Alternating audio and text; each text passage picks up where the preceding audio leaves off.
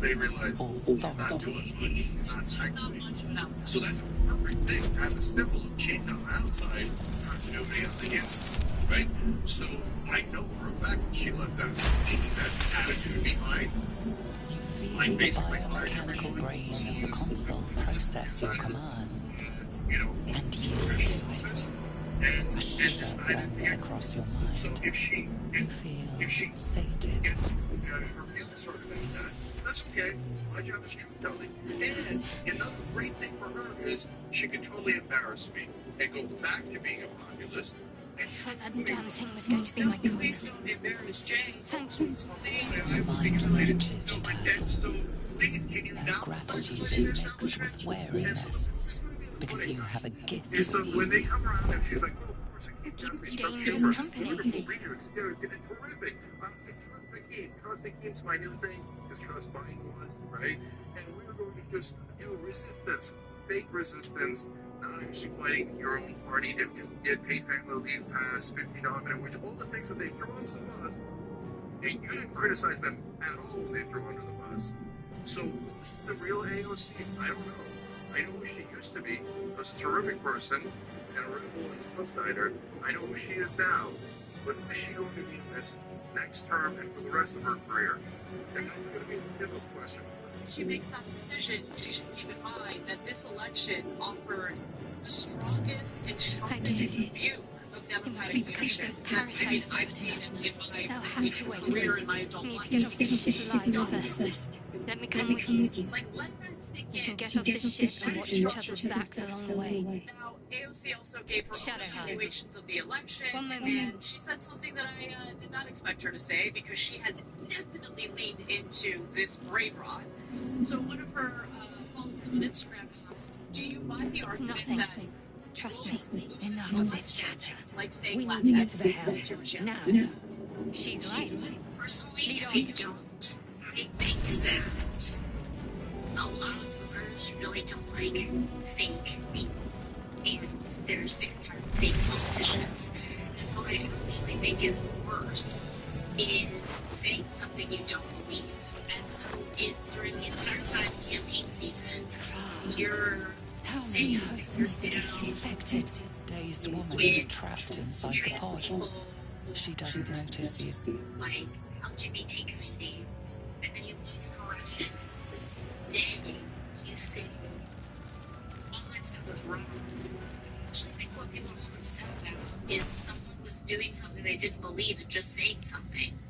As you place your hand on the pod, think you that there are hear some things that something. the left A presence connected to the pod, commanding the person inside to and they change. remain committed, disciplined, and we remain committed and disciplined to growing a mass movement in there. Are sometimes the most amplified because men is running policing structures and culture. Change And the will of a those neighbor. elements can How? drive away. If we are not purified, this may be our fate. This year. You've seen that from you. Like, are we gonna pretend like Yeah, it's unbelievable. Now I'm angry. Okay, so the things that, like, what set me off in writing that tweet that upset so many people about the birthing person, like, like you're hearing in real life, like with doctors that you have to see, right? It's like, I've been seeing you forever, you know I'm a woman, like, okay, but then as women are losing their reproductive rights, you're an AOC using birthing persons in her tweets about it. that's what started the whole thing. She went on to CNN and called them birthing persons, and then everybody pretended that she didn't. And then no one says it. So, okay, look, it's one of those races that she was looking for. When first began Fair Show in America, first to give her credit, so he's totally right about it. That video, people do think they're fake politicians. And AOC, the year is more genuine. Bernie actually is more genuine. Richie Leave is more genuine. And so that is very helpful that she's telling the Democratic Party something that's true. They should listen. the helm. Now, Once she's inside, do as I say. Who put you in charge? I'll trust my own judgment. You. Because look, guys, again, go back to the founding of just Democrats. And the people who deserve a tremendous amount of credit and never get the credit, by the way, is the impersonalities that raised enough money so that they could win. So, if we weren't the only ones, but you were a huge part of that equation. And what you wanted was very clear because you signed petitions, the Progressive Pledge, etc. And what you wanted was economic defense. But economic defense is completely hard because it's so then you should do, hey, let's go to the places. Let's go to the place in the house, take the money, lower the drug prices. No, they'll go for one drug or 10 drugs a week. That's beyond it. And we give what's paid? But they supposed to be like girls. That's identitarian. Do it. We will deal with the death after we escape. That's great. That doesn't hurt your colleagues' health. That's just for the cultural demonstration. This thing's falling fast. That's actually Got to right. for the establishment Democrats and Republicans to start voting. Okay. Look, this one gets a little personal. Need to move fast. Nevertheless, I've been fair to her, more than fair, throughout the entire thing. She was one of the people who helped to take me out of the Just Democrats when I formed the group, made the group, etc.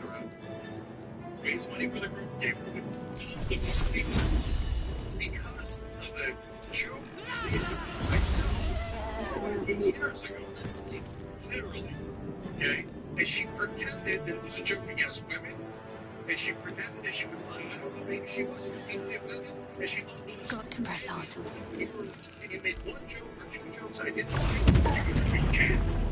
Now, all of a sudden, she's not doing that. All of a sudden, she's the one. These other people don't know that kind of political practice in cancel culture. We're building coalitions, Jake. Yeah, really? I've seen in this. Look, man, we try to we have so many people through TYT, whether they were progressive politicians, progressive folks, etc. Actually, by now, senators, Can't even catch my breath. different progressives that we've helped. And everything Have to keep going.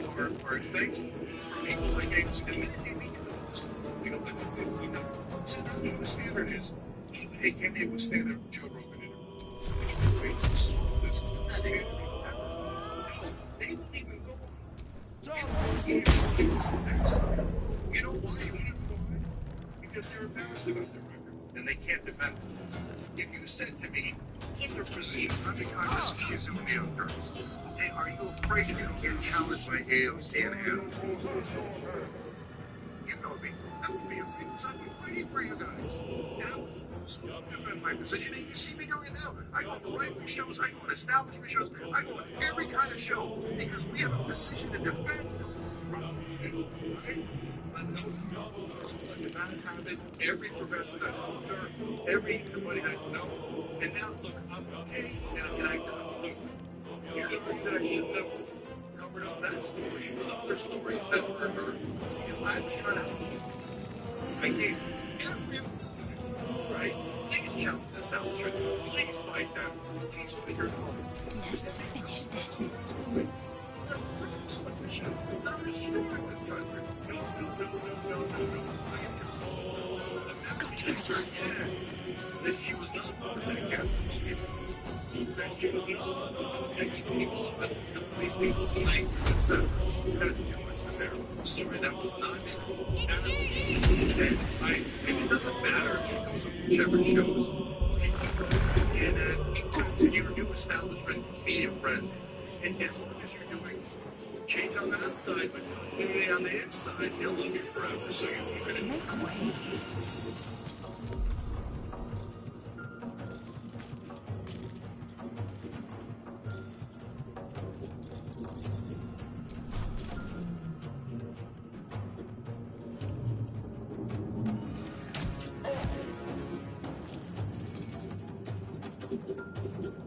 Survival is all that matters.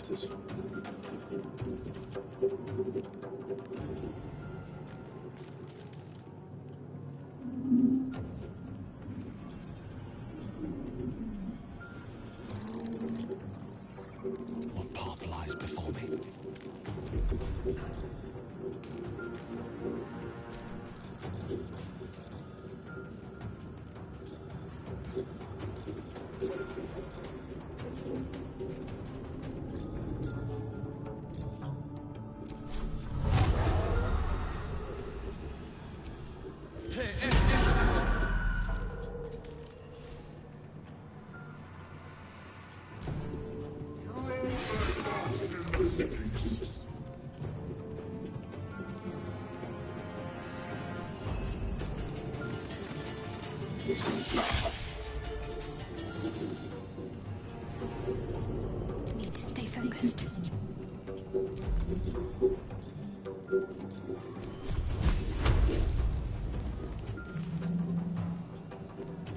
Strike hard, strike fast.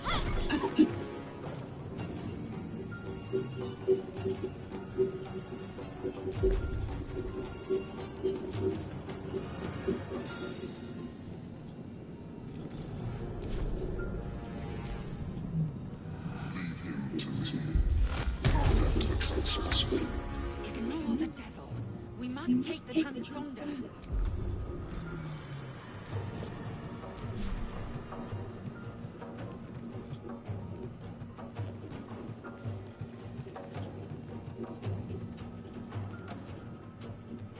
And no surprise to the smokers, Timothy smoking in industrial reality. Wait, I told Bernie Sanders to actually genius. The establishment. Still breathing despite Should I everything. have not done that? Should I have said, look, Bernie, we need trust Biden. That's such a good strategy. Well, was it a good strategy, or was I right? Bernie's the most honest man of politics. Is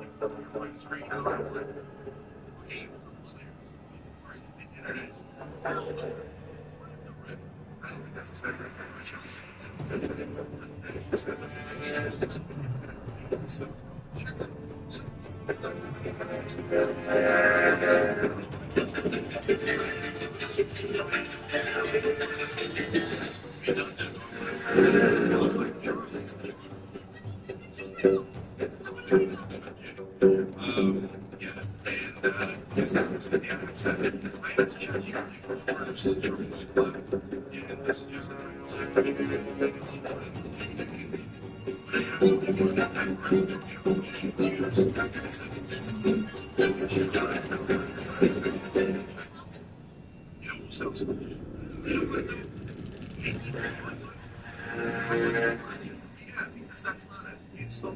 That's not a compliment. It's just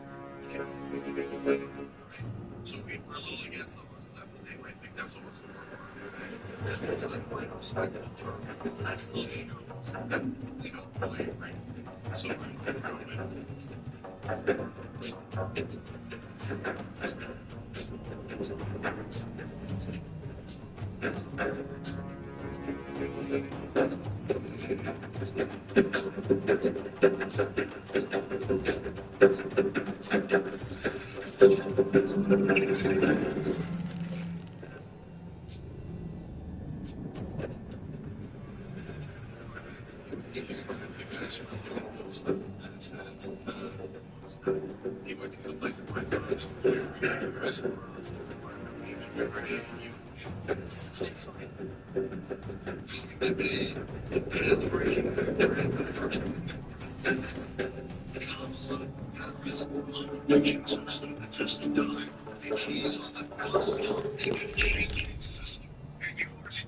right now that the keys predict that Vice President Harris wins the election in 6 days.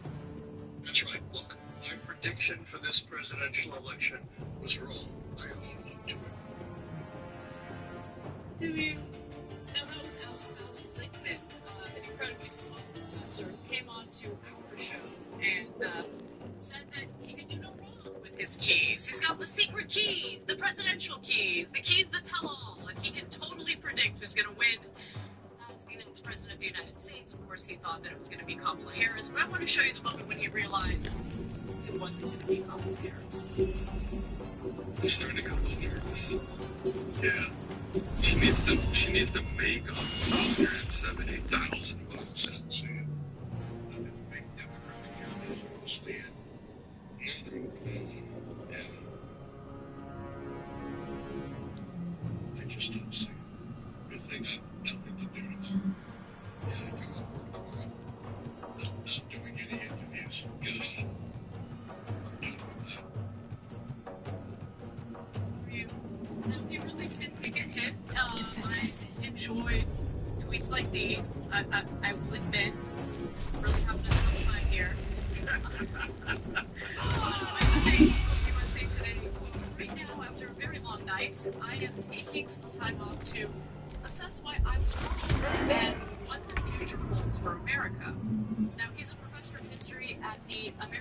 University, I and won't he give did in. correctly predict the outcome of 9 out of the last 11 elections, all with the help of his precious 13 keys. These are the 13 keys: supporting mandate, contest, incumbency, third-party evidence.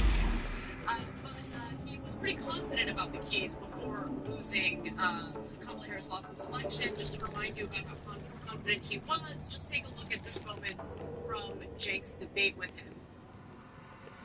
They used to say wrong number, right? Wrong. Remember, 4 keys out of the 13 wins, right? Keys, yes. Yes, that's what it's so let's say that Biden has 7 or 8 or 9 of the keys that he has, right? And he can't differ him. But every day he comes out and does a press conference and punches himself in the face. To me. Do the keys still say that he's going to This is something that's experience? I mean, you have an extreme example. The candidate comes up every day and punches everybody in the face. Or you look, let's stick with the keys. 9 out of 13 keys. The keys will determine those. I'm sticking with the keys because they've been right for 40 years. You can't predict elections from this kind of off the top of your head speculation. I've been wrong so many times it doesn't work. We should have fun again. I appreciate someone who can come over here and do your provocative. By the way, as it happens every single time, as we do that, his side comes in, the Blue MAGA guys, like the top of life was going, and they're like, oh, Jake, he still fooled you. And you can punch a baby in the face and still win as long as you have more keys. And I'm like, okay. He's definitely right, you're definitely wrong. I'm so Ready. You don't even believe in the keys. The sun is where are my keys? Yeah. It's like, you know, this is keys though. So look, it's been a week. He says that he's been doing some soul searching, and surprisingly, he admitted defeat. Okay, even well, let's take a look at the next clip. I want to hear like where his head is at right now. Where the keys is your interpretation. I think the fundamental problem is the keys, not my interpretation. No Still one's on my convinced feet. me that was wrong. I admitted I was wrong. I admitted the keys don't work within the premise. The keys is that a rational, pragmatic electorate decides whether the White House party is governing well enough to get 4 years. If the views of the White House party are controlled by disinformation, particularly driven by those that they have extraordinary influence beyond anyone else, then maybe the premise of the keys needs to be changed. I have 4 years to figure this out. It was the electorate's fault. Yeah. It was the electorate's fault. I mean, you would need a rational electorate for the keys to work. Yeah, last quick things here. So, the part of my issue wasn't just that, of course, just these are. Come a little closer.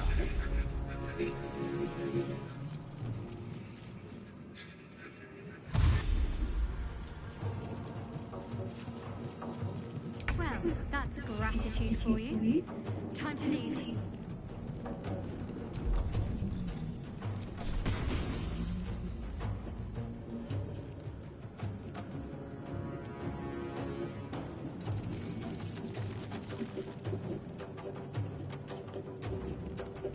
My faith will protect me.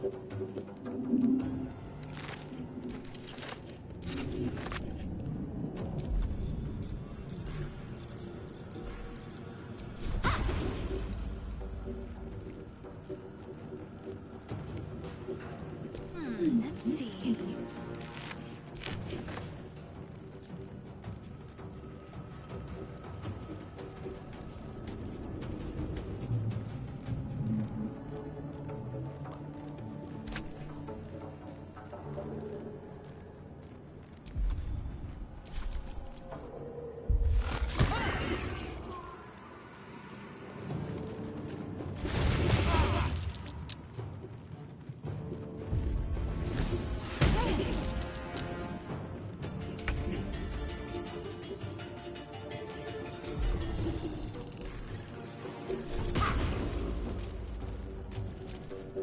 Open up.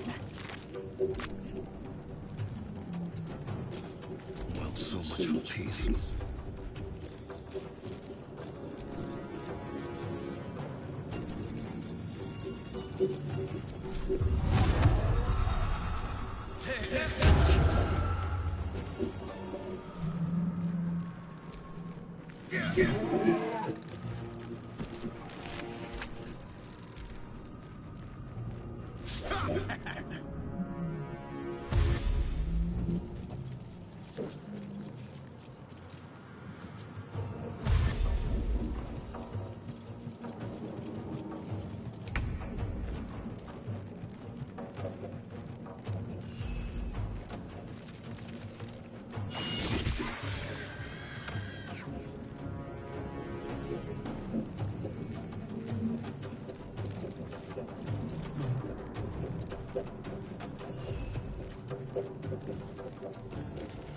Got to keep fighting.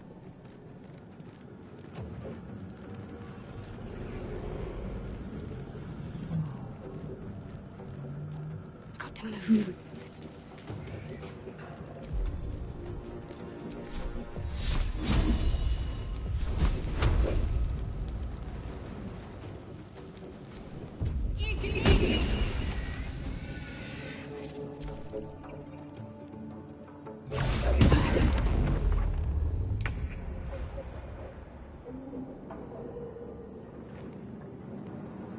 Make way. Nothing will stand in my way.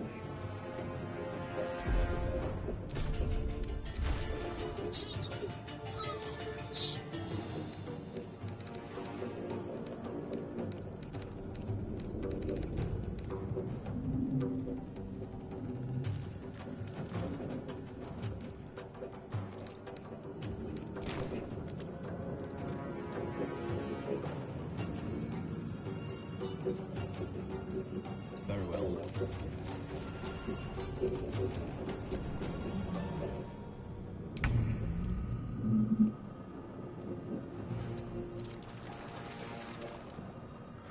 What should I do?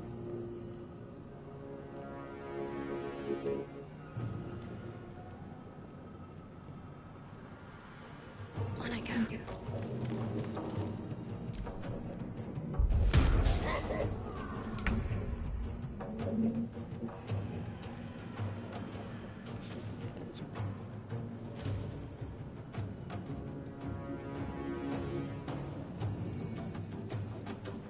Hello. Hi, Jonathan. Help you today. So what? What? Oh, I didn't catch what you said. I said, hi, Jonathan. How are you doing today? I'm doing all right. I don't know. Been a day. Lay down. Herman.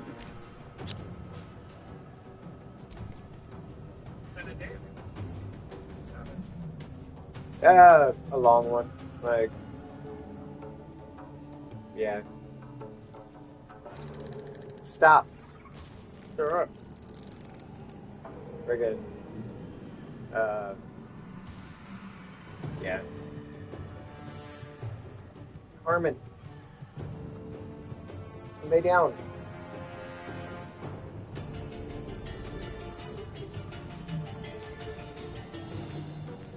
I was having a good day at work and then came across a couple of parts that just did not want to work, and like one of them took me almost 3 hours to do. And then like right at the end of the day, they brought in a bunch of hot parts that were like, they had to get done like immediately. The supervisor took over and he got them done, but then I learned a bunch of new tricks watching him that I wasn't shown before, so it was kind of a good thing. Like, yeah. Some of the stuff I was struggling with earlier in the day and just like getting frustrated about, I watched and he had tricks that just like solved them immediately, and I'm like, dude, I wish I knew that. That was awesome. Yeah, right. Saved you a lot of time and energy, it sounds like. Right? And then just like seeing it work, like, what the hell? What the fuck? That took me like 2 hours to deal with. What the hell? Yeah. This is showing it, right? Yeah. Yeah. Several new tricks I can't wait to try just because, like, I struggled with what I knew, trying to do them through the day, and I was getting nowhere. Then I watched him, and he's just like, boom, bam, bang. I'm like, what? What? I don't understand how that worked, but I see that that worked. There you go.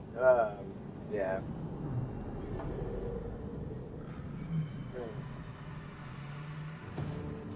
So, a long day, a lot of unexpected events, and it does like a lot of frustration. Yeah. But, I don't know. Lessons learned, and I made it through, so. Good. Glad to hear it. Figured it out in the end. Right. And I'll learn some stuff that should help me in the future, like. Now you get a chance to rest for the rest of the evening?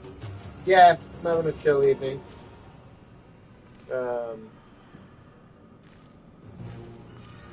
Trying to relax. Carmen's being obnoxious, and I don't know. Yeah, I went out to, what's you call it, dinner? It was like 3 o'clock. I went out for to have some food with my brother. And him and I got talking, and he bought me a game, so I'm waiting for him to get online so we can play online together. Getting back into that. What game are you guys playing? Baldur's Gate 3. Oh, you guys are lucky. Yeah. That's exciting. That's fun. I haven't got a chance to play it yet myself. He was hyping it up, and I was like, I just can't, like, I don't know, I haven't been able to play it yet. So he bought me a copy, and yeah. You can play online with your friends and do that. Yeah, it's different. Like, I was telling him last night when we were playing, like, him and I used to play the Baldur's Gate Dark Alliance 1 and 2, which that was centered around multiplayer. But I was always much better at the turn-based Baldur's Gate 1 and 2. Like, I beat the crap out of those two. And this kind of blends both of those together, where it's turn-based, but it's also multiplayer. And I was like, it's cool how they went that way. Like, instead of it being, I guess, live action or just not turn-based multiplayer. Yeah, it's turn-based, and I'm like, very interesting take. I'm digging it so far. Nice. You've actually tried it out already. Played with your brother. No, we went out Sunday, so we played a little bit Sunday night and last night. Okay, you've already got a chance to work on it. Okay. Yeah. I read all about it before I played it. Like, I was constantly getting news articles about it. I'm like, I don't want to see it because I can't afford it, but it sounds so awesome. Yeah. So you and your brother are talking again. That's good to hear. Yeah. Yeah, I reached out to him Thursday or Friday. I think it was Thursday, actually. And we hung out Sunday for a bit. So,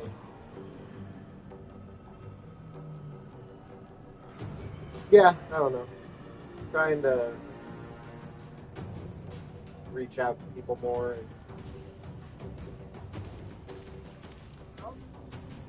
Good. So you're kind of rolling your eyes, though, like you're not sure that you really... Well, I think it's just me. Like, people just bug me. Like, trying to put and it, bothers me, I guess, too. Like, I'm always the one having to reach out. I'm always the one having to, like, put myself out there. There's no one reaching out for me.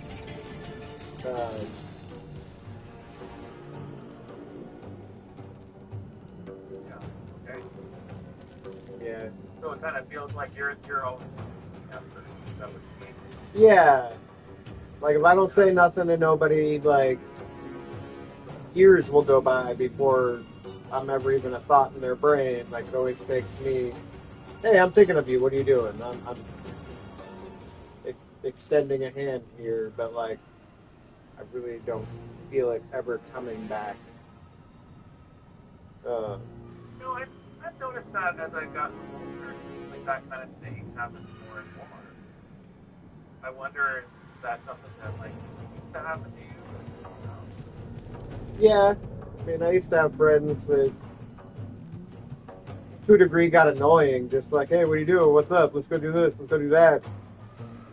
Getting pulled in all directions just because, like, everybody's like, oh, yeah, this is going on. Let's go over here. Let's go do this. And like, well, I'm supposed to be at 4 places right now. You're right. And then it just kind of turned into silence, and the onus is entirely on me. Well,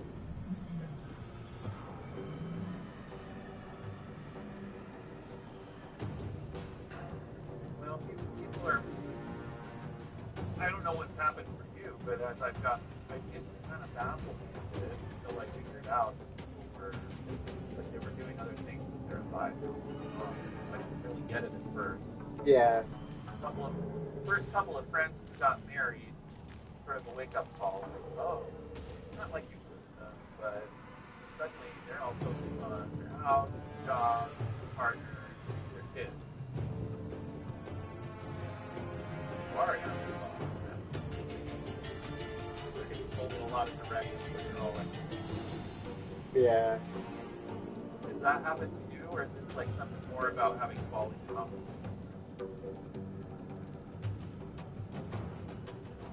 Well, I don't know. When I was with my ex-wife before Daphne, like, I had the wife, the kids, the house, and everything, and like, I was still. People wanted to come over and hang out, so I was trying to juggle and balance everything.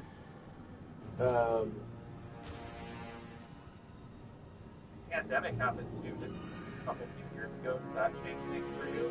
Oh, I was already deep in my isolationism by the pandemic.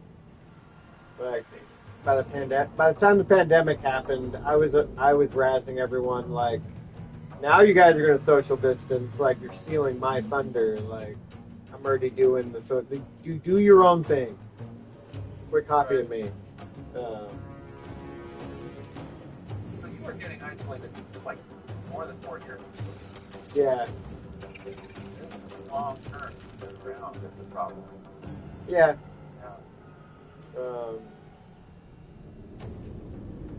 When we were in South Carolina before the pandemic, I was time and again kind of telling Daphne it just kind of sucked for me. Like, we moved to a whole new location, other side of the country, and I'm watching her just make friends left and right and left and right. And like, I introduce myself to someone, like, hi, and then they're just like, hi, and walk away, and like, okay. Like, we've been here a couple of years, and like, literally no one even knows my name, but like, you've got dozens of friends already. Like, what is wrong with me? Like, You think it is something about like what money turn off now? over time, it's kind of grown that way. Like, that's the only common factor. I put myself out there, and I'm just kind of brushed off or rejected it, like, almost immediately. And like, okay, then it's got to be me. It can't be everyone on Earth had a meeting and they were like, they decided all collectively, like. Right. Well, okay, so let's say that you were turning them on somehow. What do you have any theories here about why people are drifting away? I feel like, I don't know, I'm not entertaining. And like, I get told time and again, like, people feel like I'm not really present or whatever, so I guess I feel like I'm just kind of aloof to most situations. But then I feel like most people just reject me like flat out, so why invest? Like, I'm just kind of, I'm here, but not really, because pretty sure y'all don't like me anyway, so. Well, that's kind of a problem. Right? Just because as an adult, like, you gotta put out effort, more effort than for a teenager thrown into, or a kid thrown into a classroom with 30-something potential friends, right? Right. All you have to do is turn around and start talking to somebody, and then you have some friends, right? Nowadays, oh, you don't get thrown into it very often, but you get worse. Right. So putting out the effort there might be required. Feeling like you can, because what's the point? You won't like just get away. Especially if you've got a bunch of people who are busy with their lives, and they'll have to put out effort. It's almost like you're selling yourself, right?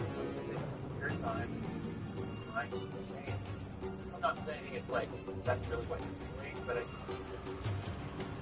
that's kind of how it ends up working out. You know, if you're very busy, you got a couple kids, you've got your daughter,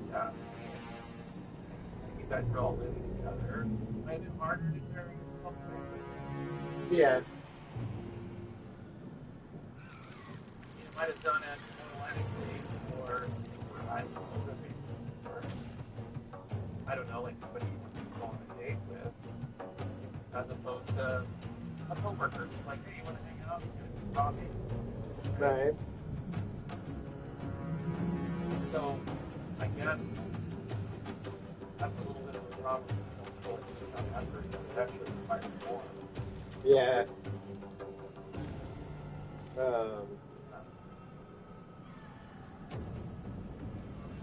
Which, yeah, that's something I've thought about too. Yeah.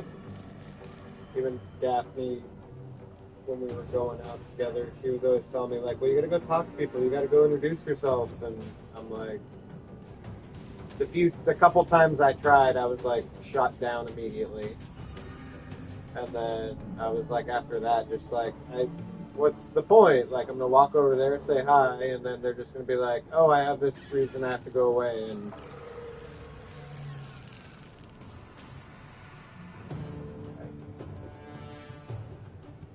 like, yeah.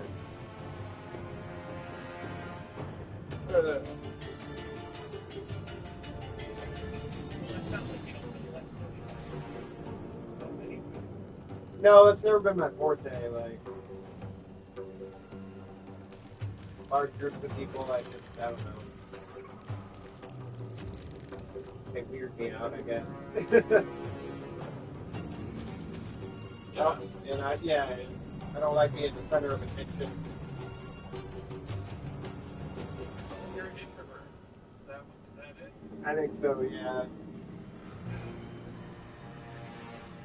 Or if that's third layer of talent there, extrovert, like an introvert, they're outgoing, big facial expression, loud, get a lot of attention. Right. Whereas an introvert, they're going to access a lot of effort. Yeah. It seems like a group situation like that, kind of not the best for you anyway. Well, yeah, like I've been saying about the groups I have to go to with Willamette family, like the whole group scenario, just it's difficult for me too, because having to like talk about stuff in front of a group of people, and I'm just weird, and it puts me more on edge. Are there weird people there too? I imagine there must be. Yeah, I mean, I was telling my brother, like, the biggest thing is they're all very Trumpy. Oh, right, you were telling me. Yeah, and like, They must be great. I'm an anarchist, and all politicians are douchebags, and that one especially like ruffles my feathers. And so when they're like singing his praises, and I'm just like, he's worse, and they all suck. Like they're all the worst, and he's worse than the worst. And like, when then you're outnumbered, and they all have the Fox News talking points, and I'm like, I don't even want to talk about it anymore.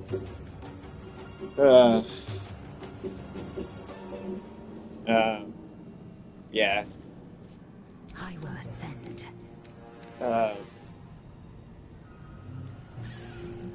And then, yeah, there's... I guess I feel like I just overanalyze people a lot, too. Like, there's the one younger guy that just gives me bad vibes. What was it, last Wednesday? It was the first group after Halloween. There was a Halloween party there. And he was going on about how he showed up at the Halloween party in, like, his full, actual 1942 German soldier uniform. But he took off all the insignias, so people thought he was just a GI, but he had to keep correcting people that he was a Nazi. And I'm sitting there in my jacket with, like, the Nazi symbol crossed out, and, like, a couple anti-fascist patches, and I'm, like, starting to get uncomfortable. Like, do I have to say something? But then I'm sitting there also, like, am I overanalyzing this? Like, I don't know, like... Well, it's the guy that you just have to sit in a room with for your class. You don't have to do anything with him except yeah. get through the class, right?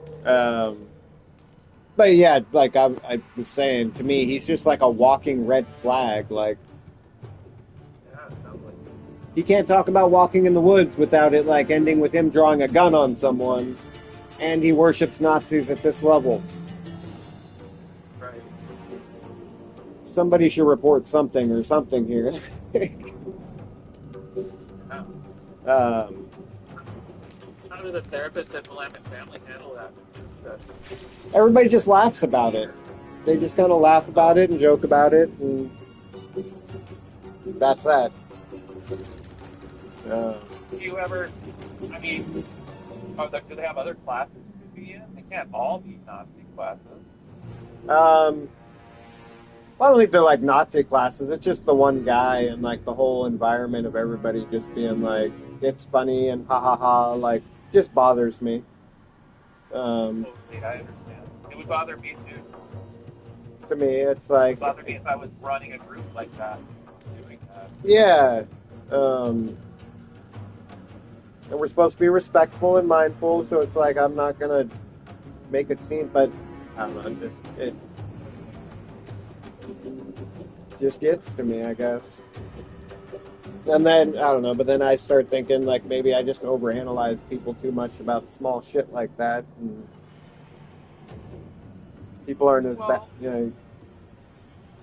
You don't want to be spending time around this guy too much. Right. So I think you've already established that. You don't have to analyze it further. Yeah. And I got to point out, too, there's got to be people in that meeting that are probably analyzing you and saying, oh gosh, look at all the spikes on his jacket, or not the swastika that's crossed out, you know, like that. I don't know. Right. Yeah. But you both, it sounds like both of you kind of wear your insignia out where people can see it, so it's sort of like you get the attention, or you're sort of had it in your hands, I guess, getting more Nazi attention. Right, yeah. Well, that was another thing I was talking to my brother about. Like, I was hearing some news this week with the way the election shook out and everything and the upcoming agendas. I guess I might end up on domestic terrorist watch lists.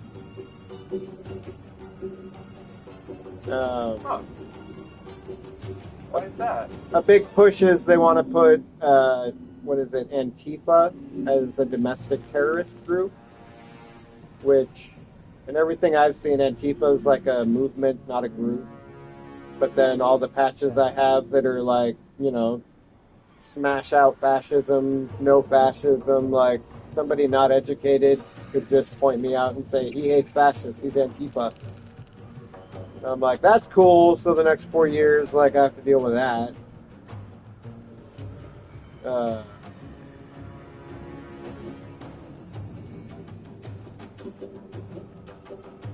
Well, you know, that's the thing is I've heard about the accusations. Um, I mean, I don't know what to say, right? Since it's not. Here's the thing, like even if they did make it somehow illegal or kind of target that, there's nothing for law enforcement to target. You know, unless it's like. Anyway, yeah. you're aware this is more of a political talking point, right? Something Right. actually really do. Well, I was telling my brother, he was saying the same thing, and I'm like, for me, I'm just more worried about, like, the uneducated dumbasses that, like, say I'm walking around and, like, 3 guys just want to jump me because I'm Antifa all of a sudden. Like, with my other pending charges, if I defend myself, I'm going to prison. I get jumped, and then I'm going to prison. Like,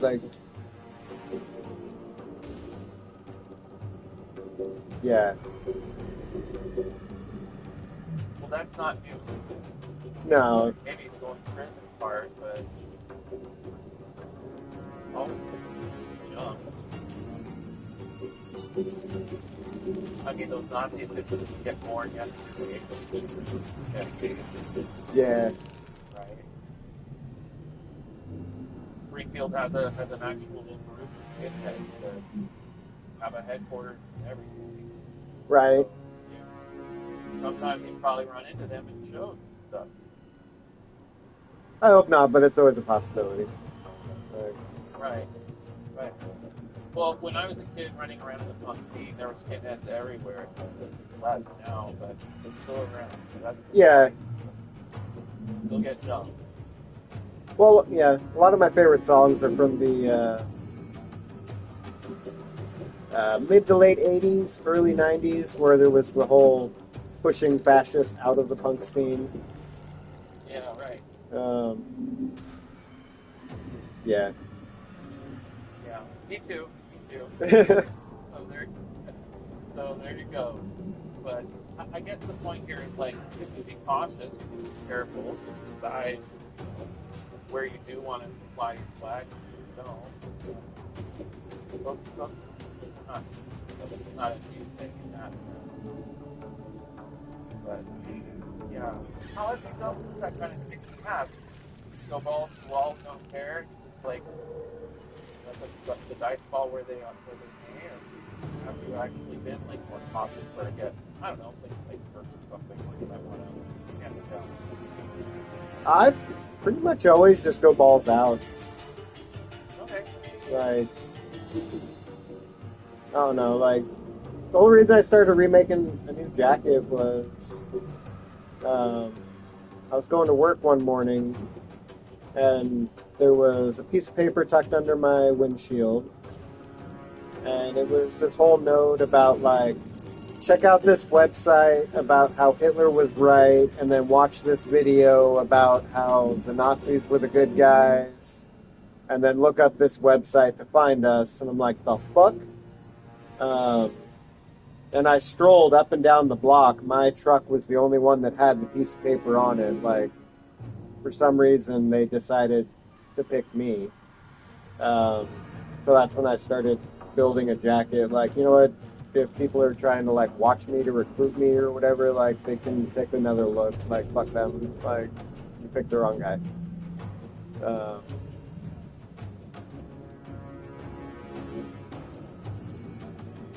Because, yeah, like, that freaked me out. Like, and at the time, I was telling my former neighbor, like, I kind of get it. Like, I have light hair, blue eyes, white skin. I was wearing an old BDU jacket all the time, and I keep my hair short. So if someone in the neighborhood took a look, they might think, oh, yeah, that guy. So I decided to just change it all up. Yeah.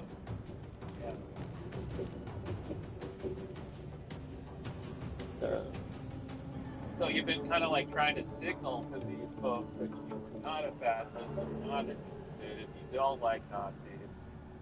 Yeah. That's kind of your goal. On the other hand, I gotta wonder, like just throwing this here, no judgment here, but you know, I mean, I'm sure there's like the other people up and down the street weren't getting the paper. I wonder if that's because they don't even they don't recognize at all. Right. That's what I was saying. Like, yeah, the way I was dressing before that, like wearing the BDU jacket, keeping my hair short, basically like a crew cut. I probably, I can see that. Like, yeah, maybe you look a little bit more like, right, you might be with the bomber and everything, but yeah. you know, you were well, like on the same page or something. Yeah. So yeah, like I looked the part, so maybe they thought, and I was like, yeah, well, I'm not gonna look the part anymore. Like, no, hell no. I will look the anti-part.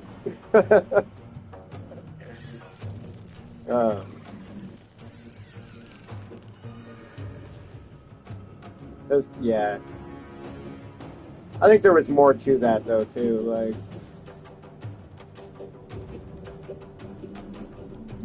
friggin', because back then I was like I was seeing the first girl that I had seen when we started the whole poly thing, and I found out she had like messed around with a guy that we both worked with, and he was kind of a Nazi douchebag. I heard him on multiple occasions like, so-and-so's queer, and that like we, for about 2 weeks, had a trans person that worked there. Can't remember their name, but they were there for like a week. I talked to him a couple times, but I heard him like fucking talking mad shit to that person. He was just kind of a chauvinist, Nazi mentality dude. And her and I had a talk about, like, well, if you're associating with this guy, I really don't want to be around, and because he's putting off these Nazi vibes, and, like, if that's the way you want to go, then I'm not going to be there. It was the following morning that note ended up on my truck, so ever since then, I'm like, was it her or him that put it there? Like, just to screw with my head?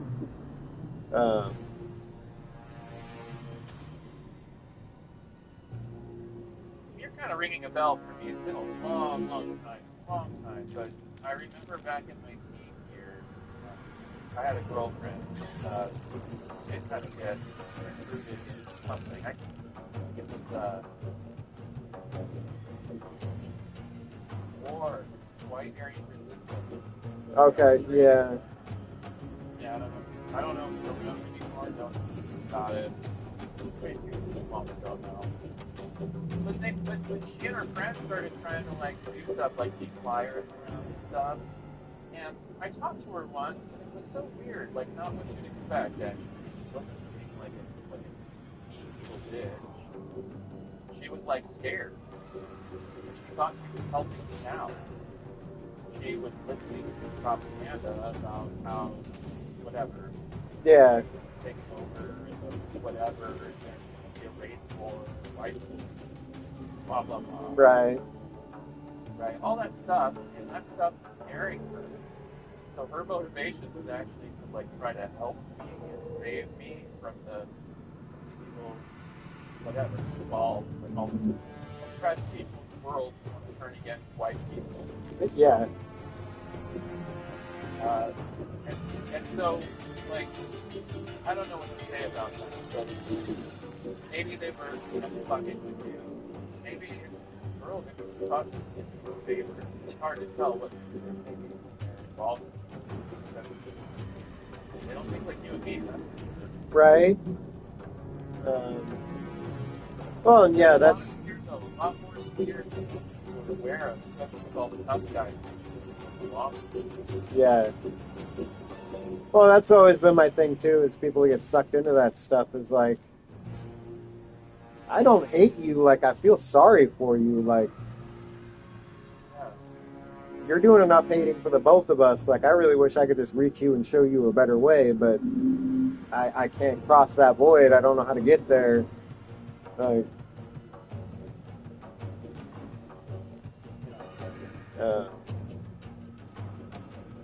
because yeah, back in high school, I had two different friends that went down those roads. I haven't heard from them, and I don't know where they are or what they're up to. But that was kind of where I drew the line. It's like, you're going. I don't know how to reach you to pull you back from the group you're going with, but like, I feel sorry. Like, from an outsider perspective, yeah, you're scared, and they're just controlling you, and like, you're getting worked, and I don't know what to do. Yeah. Yeah, I know one. Well, I don't know him. He's not a friend of mine, but my sister's ex-high school boyfriend's brother was like involved in that. He wasn't a skinhead because he was Mexican, but he was a racist and thought white people were better. And he's a pastor at a church now. That's what he's talking about. So who knows, you know? Right. But a lot of times my own friends come to those soft ground. That's what is that true for you guys? Like your friend circle? Yeah. A lot of people going to jail, a lot of drugs, a lot of suicide. A couple of people died for murder. Yeah. Yeah, I knew one girl for not too long, but she was dating a skinhead dude.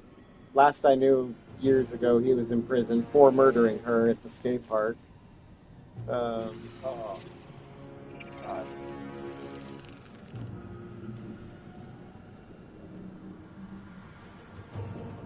Hang on.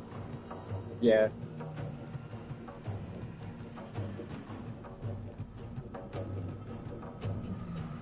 Well,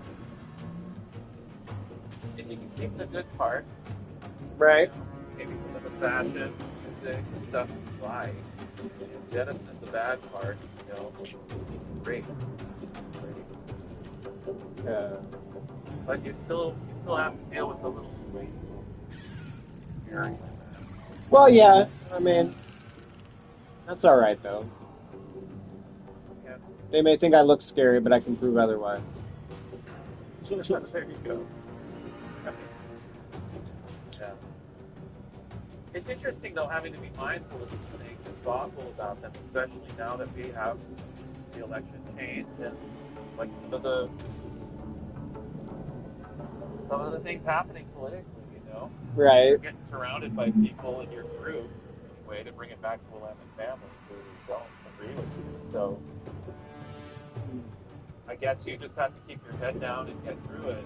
You know, there are other places where you can get treatment and you don't necessarily have to get up with. I was looking at that. Yeah. Yeah. That was just the one DHS told me to check out, so that's the one I went to. Yeah. But there are others. There's Serenity Lane, for example. Depending on what they're asking. There might be other programs also. This is for treatment, for drug and alcohol treatment? Yeah. Yeah.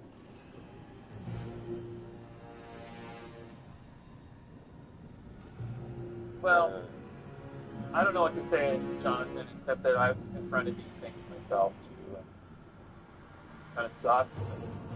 I don't know what you want to do with these things. In my case, I just changed into my work uniform that one day and just stopped and never changed back. So I'm like kind of wearing my work uniform all the time, you know. Right. I still have some cool shirts though, and I still rock those on my weekends, but I don't get weekends that much anymore. Yeah, I have every weekend, so. Well, for now, yeah.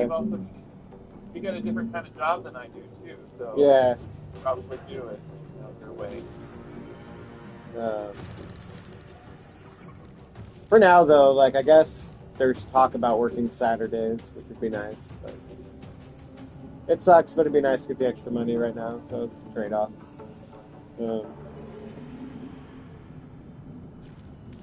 Yeah.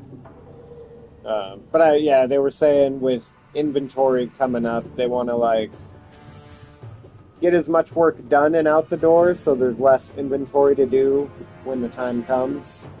Which I've heard that in so many places I've worked is like the end of the year push to clear it all out, so our inventory is lower and it looks better. And yeah. I know, I've heard the drill. Less stuff laying around. Yep.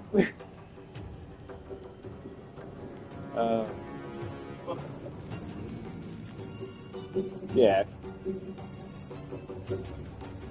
Well, Jonathan, we're coming to the end of our second time today. Podcast. Sure. All right. Got you down for next Tuesday at 5 o'clock on the 19th. Okay. And then nothing after that. Maybe the 26th. 26. Okay. What day is that? Tuesday. Tuesday again? Okay. Yeah. And I have a 5 o'clock every Tuesday if you want that. Yeah. Keep it regular. Easier to remember.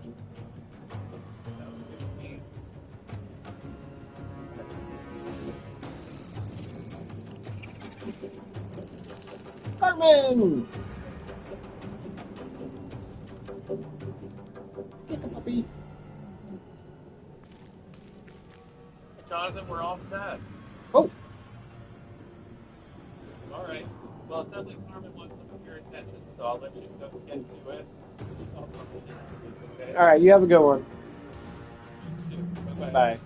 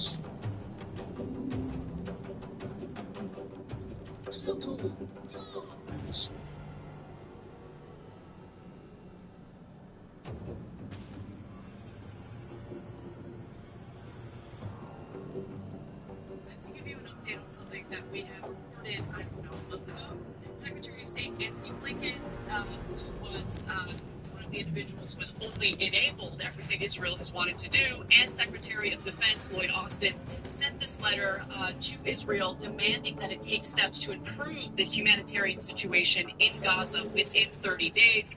They write that the amount of assistance entering Gaza in September was the lowest of any month during the past year. To reverse the downward humanitarian trajectory, as consistent with its assurances to us, Israel must, starting now, and within 30 days, act on the following concrete measures. But I also want to note that while September was one of the months that had on record the lowest humanitarian aid entering the Gaza Strip, beginning this month, October, Israel has completely blocked humanitarian aid from entering the Gaza Strip. The update's important because it had to do with certain terms that the Biden administration had implemented on Israel in regard to humanitarian aid being let into Gaza. So Barak Ravid has updated us on that condition and Israel had 30 days to meet that condition. Turns out Secretary of State Anthony Blinken, who's actually running the White House, let's be clear about that, has decided that there will be no change for how to militarily, no change for now to military assistance to Israel following the deadline the U.S. gave Israel regarding the humanitarian situation in Gaza, and that expires today. Two U.S. officials said. The official said Israel has taken important steps to address the U.S. concerns regarding the humanitarian situation in Gaza and stressed the U.S. wants to see more steps in the coming days. In other words, Israel didn't meet the conditions that were set by the Biden administration, but there will be no consequences for Israel because if you ever thought that would be by the Biden administration, it was not yours. Things are only written words, and anything about that because they wouldn't want to offend the Israelis. Because they would get 30 million. We're giving them this 30 million. Interesting. Donald Trump has also chose Mike Huckabee to be the U.S. ambassador.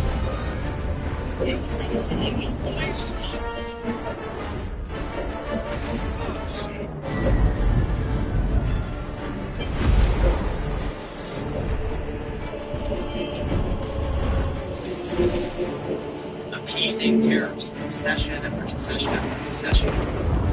The same team that's around Biden was around Biden. It didn't make Gaza. It didn't develop trade. And easily led to the ISIS caliphate attacks around the world, including inspired attacks here in the homeland that led to the Iran deal. And they're exercising that same playbook. You cannot appease terrorists. They understand strength, and they understand leverage, and they understand military might. And we're showing none of that right now. The man you just heard from is quoting from the neoconservative playbook. And when you think of neoconservatives and how unpopular they are, it is curious that Donald Trump has chosen that guy, Republican Congressman Mike Waltz, as his national security advisor. Now, Representative Waltz is the definition of a war hawk. Just listening to what he said in that video makes it pretty clear.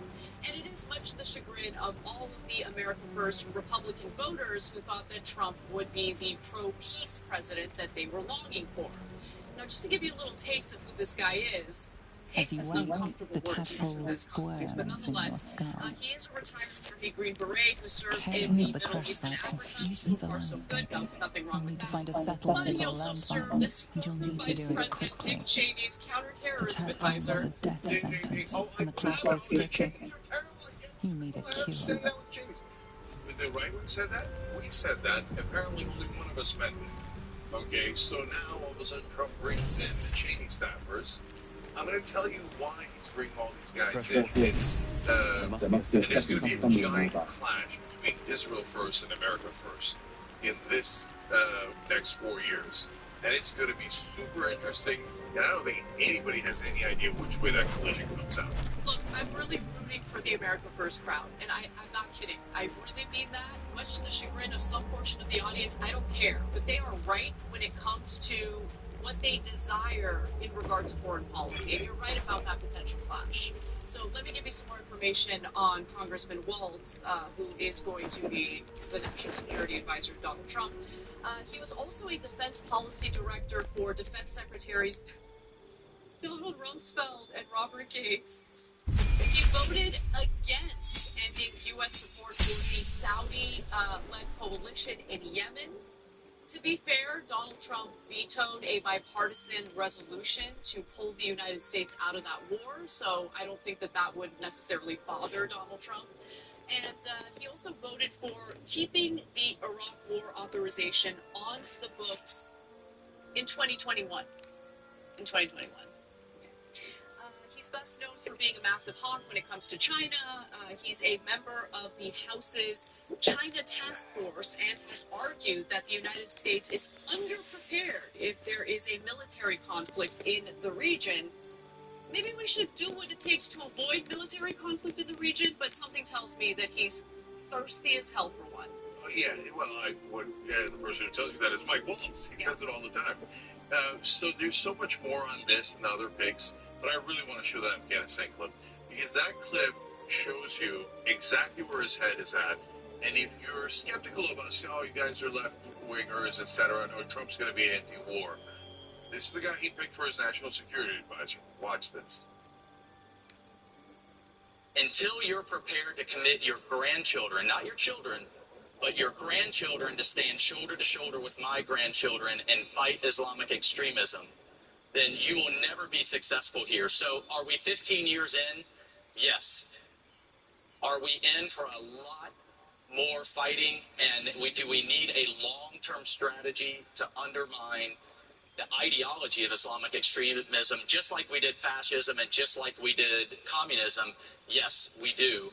And, Gordon, I think we're in for a long haul. And I think our nation's leadership needs to begin telling the American people, I'm sorry, we don't have a choice.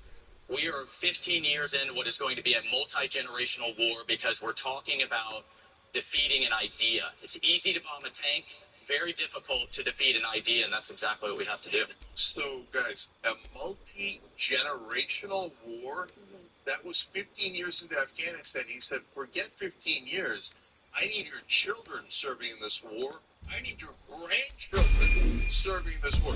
There's no one who's more pro-war, bigger worth, bigger neocon than Mike Waltz, the new national security advisor for Donald Trump. You just saw it with your own eyes. Yep. So this guy is as bad as it gets. He can't wait to start a larger war. And think about how dumb he is, too.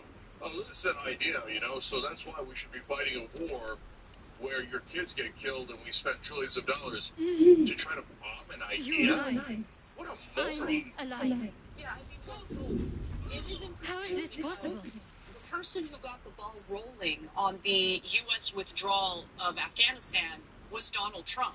So it is curious that Donald Trump is choosing this guy who has a thirst, a real passion to remain in Afghanistan as his national security advisor. That's insane. But he did have, some sharp criticisms toward Joe Biden for pulling the troops out. He said Waltz called on President Joe Biden to reverse course, relaunch military operations in the region, and crush the Taliban offensive by committing. We were in Afghanistan for 20 years. And in those 20 years, did we crush the Taliban? Did we do that?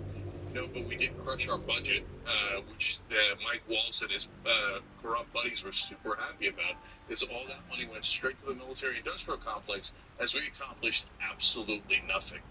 Insane. So, basically crush the Taliban offensive by committing American air power, supported by special forces. The Florida congressman warned darkly of an Al-Qaeda 3.0 and stated that no negotiation should take place with the Taliban until the situation is stabilized militarily. This guy is a complete and utter joke when it comes to foreign policy.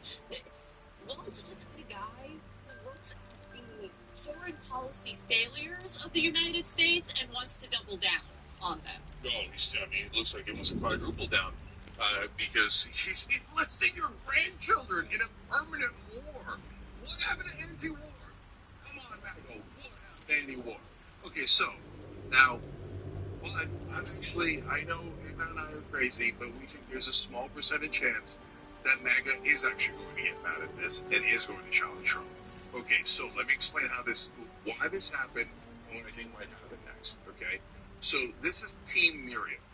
Miriam Adelson gave $137 million to Donald Trump for this campaign. Remember, her late husband gave him $200 million in the last two campaigns. So now we're well over $300 million. So what does she get in return? She gets potentially Secretary of State Marco Rubio, huge war Israel first. Says Israel shouldn't do a ceasefire. We should have more war. And he said America should pay for all of it. Okay? Then you get Mike Waltz, who's also huge neocon, war of course, enormously pro-Israel, and said Israel should not only continue the war, but escalate the war against Iran so that we can get dragged into it. Disaster. Elise Stefanik, massively pro-war, totally Team Israel, thinks that, and Mike Waltz agrees. Then you can test Israel in America. I remember falling. You're testing Israel, you should be arrested. Done nothing. Okay? So this is Team Miriam, and notice their first. Why? You Because might you already made this consider calling me a friend. Looks like she ran off without okay, us. Miriam, thank you for the bribe. And so now I'll give you all the New York Times you could possibly You're more concerned for her than she is for you, clearly. That's why they're We going need to first. take care of ourselves. First things first. We need supplies, shelter, and most of all, healing. We might have escaped, but we still have these little monsters in our heads. You. We're gonna come on this show, a lofty show, and give you credit. Break your promises to Miriam. Come on, be an American hero. Yeah, We believe in you. Hey, do like Sheldon did. Screw Miriam. So seriously, guys, okay, kidding aside, We need this is each other. super important. And we both Because know not only one is this thing. about this It enormously would have been important all too issue, easy for you to run right past my forever club. wars, Lead the and way. well, honestly, Israel's forever wars. Yeah. I don't know what we're doing in Iraq. Iraq didn't attack us. You know, at least Taliban was in Afghanistan, right? Iraq had nothing to do with us. But Netanyahu demanded that we go into Iraq. That's a fact. You can go look it up, okay? So we fought that war for apparently a mix of reasons, but certainly Netanyahu wanted it. He wants us to fight Iran. He wants us to pay for occupied territories, Lebanon, Syria, etc. You get it, right? So now, as I pointed out, there's one thing that Donald Trump is terrific about, which is screwing over creditors. Yeah. Okay? So now, since like, oh, dude, they're suckers, you gave me money. It's smart business not to pay it back. That way I get to keep it. Okay? So do likewise to Miriam Adelson and the Israel First crowd, because America First, look, maybe I'm wrong. Maybe we're totally wrong and naive. It's totally possible. MAGA, all the bro podcasters, etc. might go, no, Donald Trump said it. We are now his loyal servants. That's not what I'm seeing Something online. No, I'm not seeing it either. That's why we're more hopeful than anyone else. That's why we see things ahead of other people. That's But sweet. they could. No harm in a little Yes, sir. mystery. America's second, sir. Israel will be first. We will start any war they want and pay for all of it. Here's all my money, sir. I beg you, Donald Trump, start everything. I should Right? hope They not. could go in that direction. Have you ever heard Let's the people just who want to look talk for about something. themselves? Whatever I'm Trump doing said, you a like, favor. yes, sir, of course, sir. It doesn't matter that it violates our actual core Sweet principles, of sir. you. Right? But But don't this worry. time around, we're I'm sensitive sure you'll to get the to know rules just of fine by traveling together. No need for interrogations, just thank you. Everyone will tell us that we're wrong. I'm sure we'll get along And they'll say, perfectly oh, you well. guys so good, terrible, etc., etc. And a year to 2 years later, they say, well, everybody knew that the MAGA was going to turn on Trump and demand America first, and not come back around and say, oh, yeah, they said that several years ago. So, look, I don't know it for a fact at all. I'm saying there's two different paths. But if you go to TV and you listen to mainstream media, they'll tell you there's no way, no mortal MAGA will do that. But what we're sensing is a whole bunch of right-wing populists online who are actually American first and who actually have loyalty to that idea and to the idea of anti-war more than they have loyalty to Donald J. Trump. So, look, I'm not naive, okay? So, if I didn't have an example to latch onto, I would have no hope here. But I can't help but think about Trump's first term. Trump wanted to go to war with Iran. And the only thing that stopped him, to be quite honest with you, were his supporters. His supporters did not want a war with Iran. They made that abundantly clear. And Donald Trump called off an airstrike that he had ordered on Iran. Do you remember that? And so that to me was incredibly impressive because it was a recent example of an American president who actually space. So that's why I think there is some possibility that they will have some influence on him. Based on what I've been seeing online, you know, the America First crowd within his base do not like his cabinet picks at all. Okay, Marco Rubio is another one. We'll get to him in just a moment. But I never thought I would say that I'm hoping that America First saves this country from engaging in pointless wars abroad. But that's where we're at. That's where we're at, because mainstream media and the establishment Democrats and establishment Republicans love any war they do we have to do it. Israel had a right to defend itself. That's why we spent trillions attacking a random country. Okay, so now we know that, guys. So now I want everybody in the audience, okay, especially if you're a right-winger, okay, now go look at mainstream media and see if anybody's pointing out Team Miriam and how the first three picks were all massively pro-Israel and pro-war. Then go look at right-wing media and see if who's pointing out that his picks were all neocons, former Cheney staffers, etc. Right? And by the way, I think you will find some other shows on right-wing media. And I have been 40 years, right? But you'll also find a lot of shows covering for Donald Trump and this agenda, and then you decide who's right and who's wrong. Right. So just a few more details about Waltz, because last month he did suggest that Israel should have struck Iran's oil and nuclear facilities. In addition to that, even before the war in Gaza, Waltz said in May of 2023 that the United States should make clear it wouldn't stop Israel from striking Iran's nuclear program, and that the U.S. should show Iran through a variety of means that our military capabilities are such that we could indeed severely damage their program. Look, it's one thing to egg on Israel in attacking Iran in this way, but understand that for neoconservatives like Waltz, the idea is for the United States to get peace. It's not just about like, oh, I'm just going to give Israel some advice and they should do X, Y, and Z with Iran and we stay out of it. No. He very much wants the U.S. to be dragged into a war with Iran, which would be devastating. You think Iraq was a disaster? Iran's military capabilities are much more advanced than Iraq's were. And so, the idea that we go into Iran and it worked out all hunky-dory for us is a joke. Okay? American troops will die, and they will die on behalf of Israel, and they will die on behalf of the private defense contractors who very likely have been bankrolling this politician.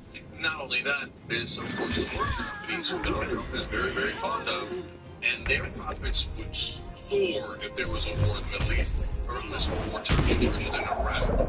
That it would lead to massive instability and enormous gas prices. And remember, their costs would barely change. It would all be millions in extra profits for the oil companies, for the defense contractors, and for the Israel crowd. So we're going to find out. And I mean, if it turns out MAGA saves us from Donald Trump, that would be hilarious and amazing and interesting. Again, I don't know that it's going to happen, and so let's see how it goes. And so right now, Trump is showing you his cards, and his cards are all pro-war. El es eléctrico sigue la arquitectura de la tercera calidad que se adaptan a estilos que duran para siempre. Mezcla y combina perfecto ahora mismo. Solo nuevos usuarios en la app o compras válidas. This is the largest modified excavator in the world. The shelter you occupy. It used to be owned by a small faction of about 200 people. Exactly who they're going to target, but what is clear is that Homan is absolutely a hardliner on the immigration issue. Yeah, there's another one here where we're going to have a really interesting point where things collide, right? So the parts that are here, I agree with Anna. They will definitely go after the criminals first. And that makes sense. Everybody's going to be on board for that. And if there's some that say, oh no, MS-13, I don't even know what it is. Like, I don't. So let me not impugn anyone because no one's actually defended them going after the criminals yet. Of course, they should be reported. And so, and then the folks who already have adjudication, I get it. Those are going to, whether we like it or not, and some portions of that we totally agree with, and some portions of the outrageous that we might not agree with, but that's going to happen, okay? Largely going to happen. Okay, now number two is they might do things like move back to remain in Mexico. And so those are all within the realm of what the American people voted for, in my opinion. Again, whether we like it or not, they won, we lost, and that, I think, that is not within the expectations of the American people. Now, the main expectation the American people have is that trans detainees who are undocumented not get gender reassignment surgery, but that I'm not sure that's ever happened once. So that's like, they ran $40 million of ads on it. So the reason I bring that up is that as a license for yanking people out of their homes and going, well, I mean, I ran a rando trans ad, and so that gave me permission to run out 12 million people from their homes and destroy people's families, communities, and, by the way, the economy. And if they do try to do that, I think they're going to get in for a rude awakening, where the American people draw the line and they're going to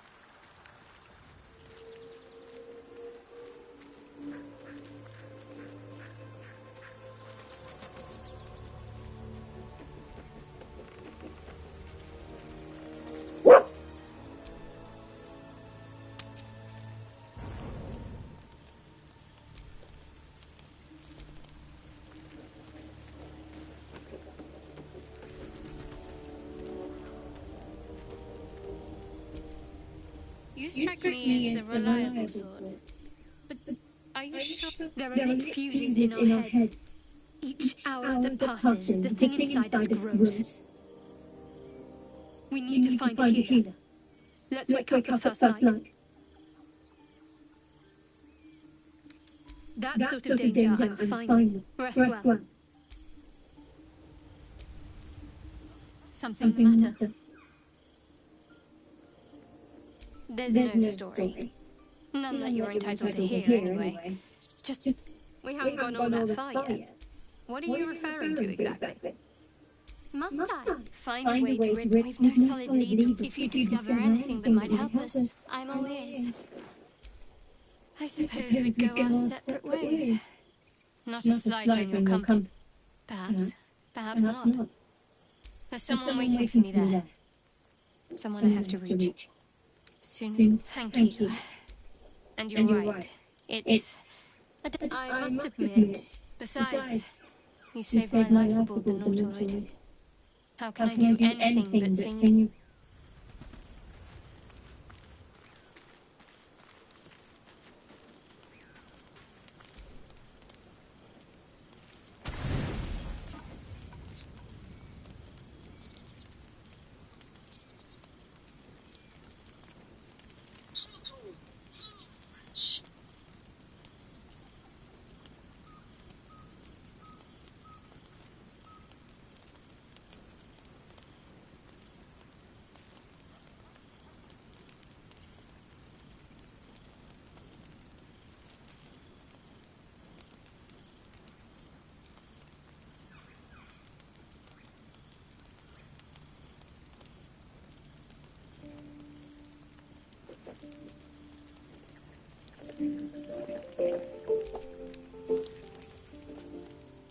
Falling into your trance should have been as easy as breathing, yet peace eludes you.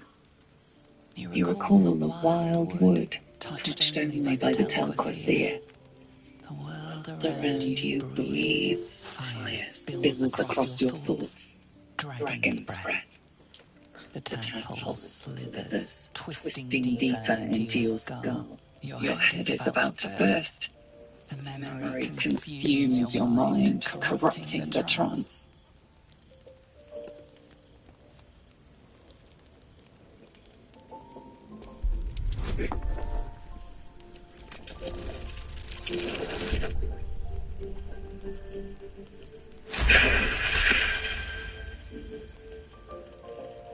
The flames cool, dispelled, as the image you know emerges again. Nature's sublime majesty. As the trance stabilizes, your breath deepens. Be it cure or cage, something must be done about the tadpole. Every night that passes is another night the monster inside you grows.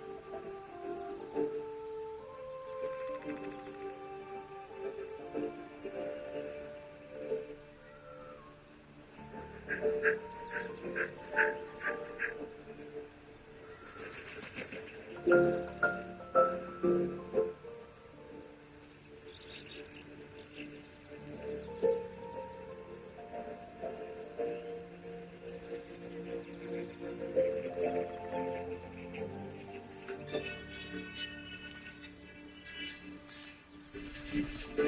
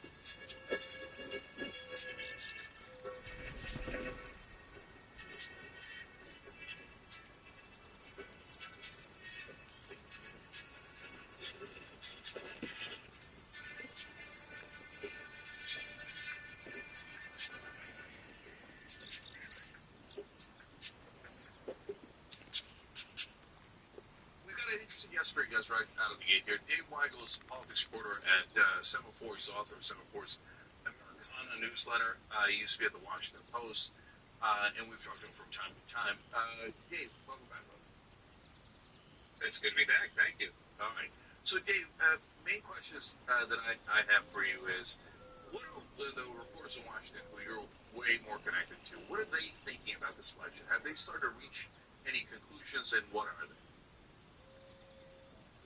I was noticing a fallacy that comes up every 4 years where some takes are based on the count before California finishes. You're California, you know, it takes forever. Not a huge adjustment, though, but I think there was some analysis based on a huge mandate for Trump that will be tacked in once it turns out to be a 1.5 to 1.8 point margin. But most of the reaction has been from the Democratic side.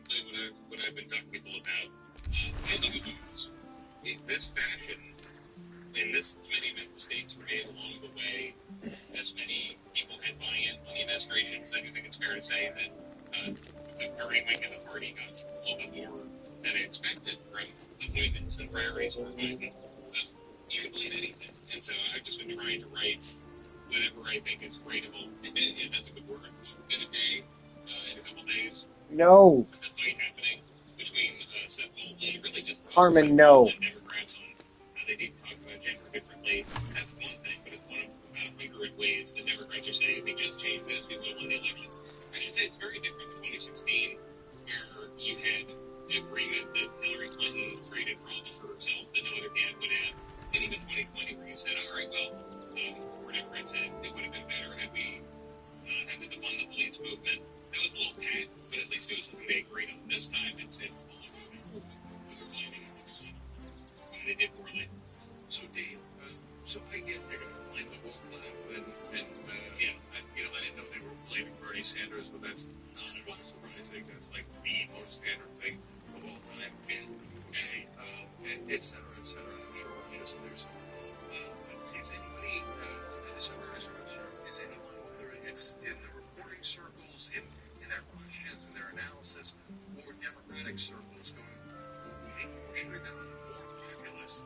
And is there anyone in the Democratic Party we can reach out to who is populist that can show us the way?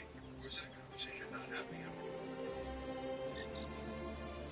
It is happening, so there's different levels. That's one thing to set the table. This is not to be controversial on this network, is that what's more likely to appear on a cable news network that has a bottom line would be a discussion about economic populism or a discussion about wokeness. Probably wokeness. You can find them all out.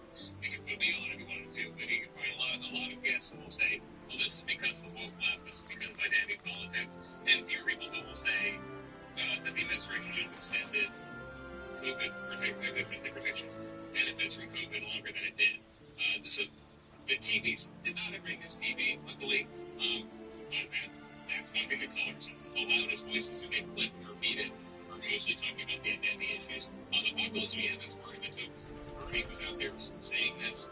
The reason I was framing that way is because it's not looking at this is not like a Clinton 2 presidency that gets into office in 1993, abandons middle class tax cut, does NAFTA, before re-election, does welfare reform. This was not that kind of presidency. It was if you separate the Biden administration was making progressives pretty happy for a while, even though they knew inflation was a problem. Because the administration was not trying to do austerity. It was not stimulus. Even when COVID benefits ran out, Republicans ran the House, it was not saying, okay, it's time for a grand bargain on the debt deal. It's time for a deficit commission. It wasn't doing that stuff. It was saying that we need to expand health care, but in a marginal way, that we need to fight inflation by using the tools available to the FTC, the executive branch. It wasn't a thrilling populist campaign by the end. But that's part of the discussion is, okay, we've learned that Democrats can make some gains by doing populist things. Can they expand on them? The side that's doing identity politics, I think, their view of this discussion is, well, progressive got a lot of what they wanted. If they hadn't done a big stimulus package in 2021, then inflation might have been 5%. We would have been fine. And so those voices exist. It's just that those are the same people who were misleading everybody about Joe Biden being able to run again. And so nobody in the party infrastructure has a lot of credibility. Even Sanders, I was talking to Sanders in Wisconsin, right? So after the only debate between Biden and Trump this year, Sanders is already going to Wisconsin. I caught up with him there from Atlanta. And my interview with him, but the question of what to do about Joe Biden looking very old and being unable to debate properly was tough. And he was saying the media wants to focus on, I'm full of things, I don't like to paraphrase too much, but the media wants to focus on these appearances and this trivia, and what we need to talk about is the economic record. And his frustration is that Harris didn't have that problem, didn't talk about the economic record. That's different. With the credibility he brings to this, then somebody saying Joe Biden is the fittest person who's ever run for president, and then a month later saying, thank God we have Kamala. All of the Democrats don't have credibility when they debate this right now. Dave, do you think the Democratic Party is aware that everything that they engage in makes it appear as though they're more concerned about their own career accomplishments, their own accumulation of power, their own ability to climb up the political ladder, as opposed to doing the big thing on behalf of their constituents, the American people, right? Because, I mean, you just listed so many different things that are completely unacceptable in the lead up to this election. Joe Biden deciding to run for re-election, even though it is abundantly clear that he is suffering from cognitive decline due to his age. Him deciding to drop out super late in the election cycle and then screwing over the Democratic Party by immediately endorsing Kamala Harris, who everyone disliked. So he decided that he was going to anoint her, and then everyone pretended like she was the greatest thing since sliced bread. She wasn't, and she had a difficult time doing the most basic thing a politician needs to do, which is speak to the public, and speak to the public clearly about who she is and what she represents. Everyone's having this unbelievably annoying debate right now about whether it's the lack of economic populism or if it was Democrats leaning too heavily into the culture wars that did them in.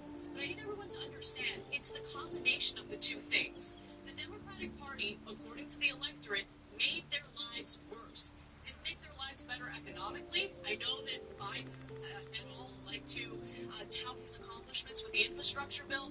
Infrastructure takes some time to build, okay? So obviously he wasn't going to enjoy the positive benefits of that bill until many years later. I mean, it's just common sense.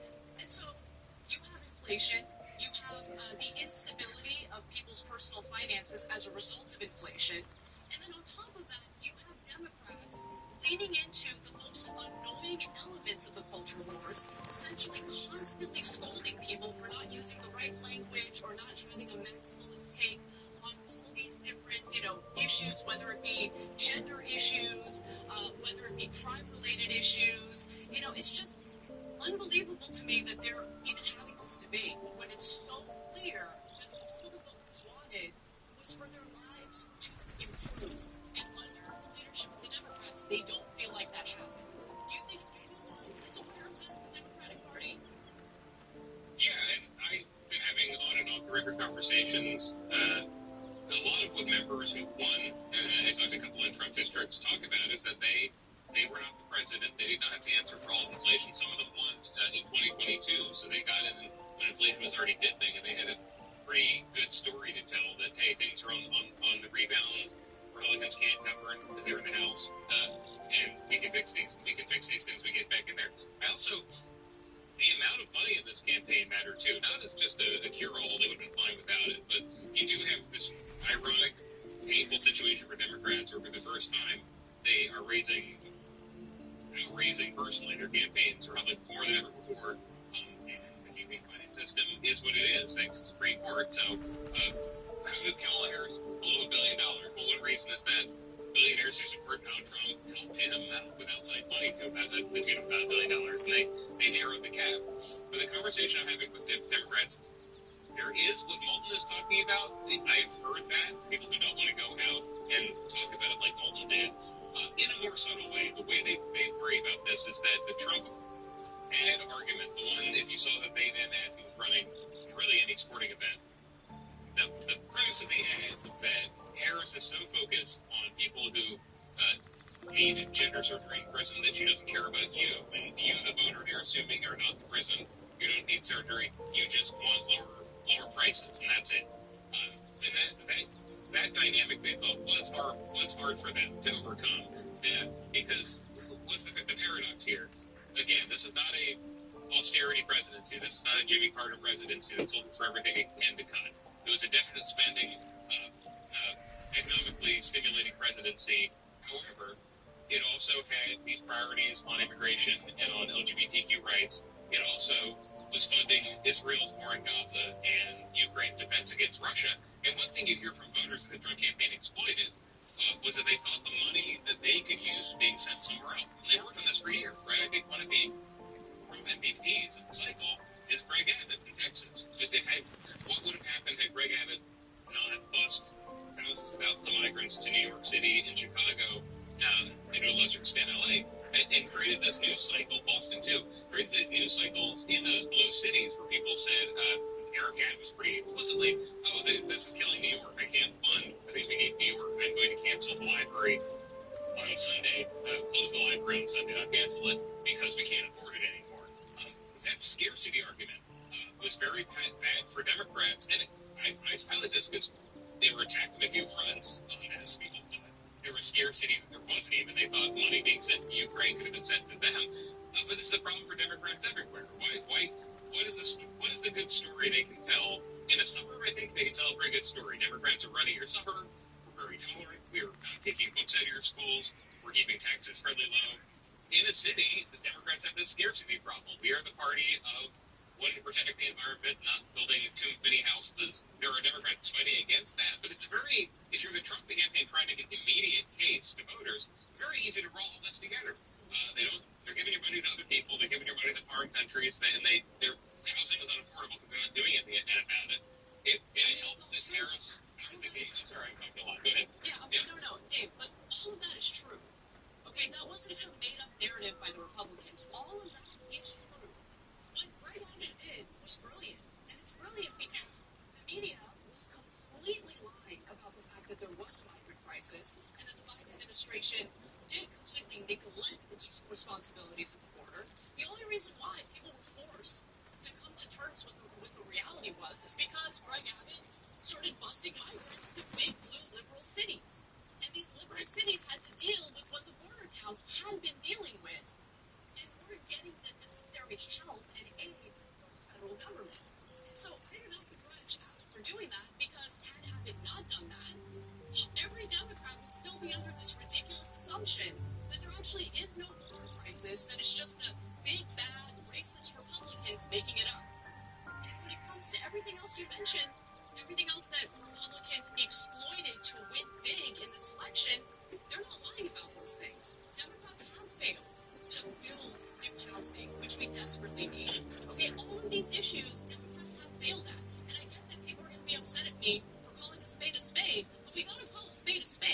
question is, Democrats are like having this ridiculous debate about whether or not it was one act that led to their demise. No, it's all of their behavior for many years now that's led to their demise. So that's the central question around today. Like, does anyone really get that? My guess is that what's going to happen in 3 years is they're going to trot up Buttigieg and Gavin Newsom and say, forget all the things from these couple of weeks. Forget the populists, forget everything, and they'll go back to saying the party wing is the most evil thing and they can't win. And the only people that can win are establishment politicians that have lost and lost and lost and lost. And my guess is that all voters will say, of course, Buttigieg and Newsom are the only people who can win. Let's all go back and do the same exact thing that comes in nearly 3 times. What's your sense of whether we're right or not? It depends who they are, because I've been talking to Democratic chairs who are going to elect a new DNC chair when Jamie Harris is gone, and everyone expects him to. He hasn't announced when he's going to go. They're trying to pull out. When you lose power, you have sort of an anti-transition, and you have sort of news cycles that withdraw. But everyone assumes they're going to replace him. The party knows how to raise money. There's not the same discussion. The party needs a spokesman who's good for America, because compared to 2016. Who was the governor of Michigan? Who was the governor of Pennsylvania? We had Tom, I think, but they didn't have this bench of Democrats who were fairly well-known, pretty good spokespeople. When it comes to the next presidential campaign, I would say that would take care of itself. But the main choice of the party is, are you going to reorder the first few states? Are you going to have Iowa go first, New Hampshire go first, or are you going to go back to South Carolina? That would affect things. I don't know how it would affect things exactly, though, because you won't have I don't expect Kamala to run again, so you would not have somebody as a clear front runner. You have a bunch of governors and, to a lesser extent, senators. I think there are people who will throw names in.